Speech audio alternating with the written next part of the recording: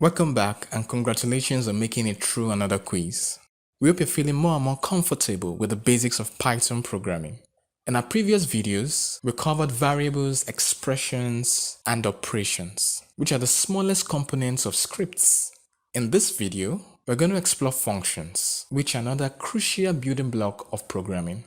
You might have already seen a few built-in Python functions in our previous examples, such as the print function, type function, str function, int function, and float function. However, now we're going to learn how to define our own functions to tell the computer to do things that the built-in functions can't.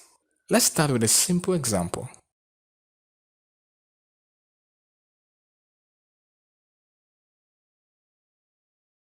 In this piece of code, we're defining a function that takes a parameter and prints a greeting for that name.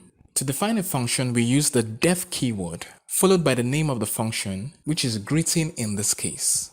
The parameters of the function are written between parentheses, which in this example is just name. After the column, we have the body of the function, where we specify what we want the function to do. Note that the body must be indented to the right, which is a key characteristic of Python functions. We can then call or invoke this function by simply typing its name and passing a value for the name parameter. Let's try it out.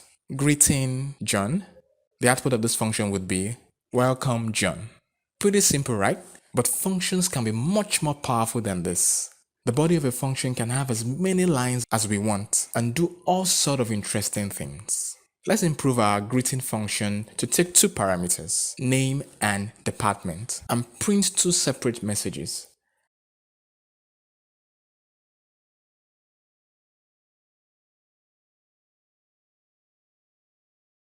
Again, note the indentation of the body of the function, which must be consistent across all lines.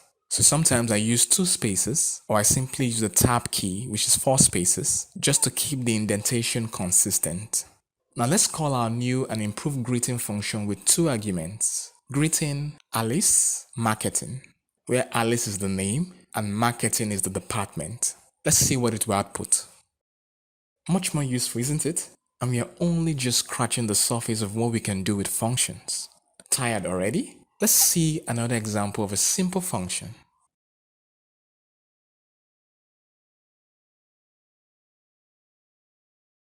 In this example, we define a function named multiply that takes 2 parameters x and y. The body of the function simply returns the product of x and y.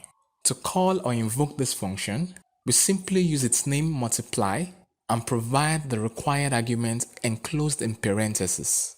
For example, if we want to multiply 2 and 3, we can call multiply into bracket 2, 3, close bracket, and the function will return the result 6.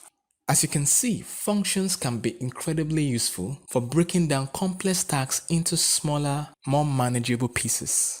By writing modular and reusable code, we can save a lot of time and effort in the long run. Remember that these are just simple examples, but a function can do a lot more than just print messages. In this course and throughout the upcoming courses, we'll explore a bunch of other tasks that we can do with Python, usually by writing them inside functions. We hope you are starting to feel comfortable with these new concepts. If some things are still a little fuzzy, don't hesitate to go back and review everything we've covered up to this point. Once you're feeling good, I'll see you in the next video.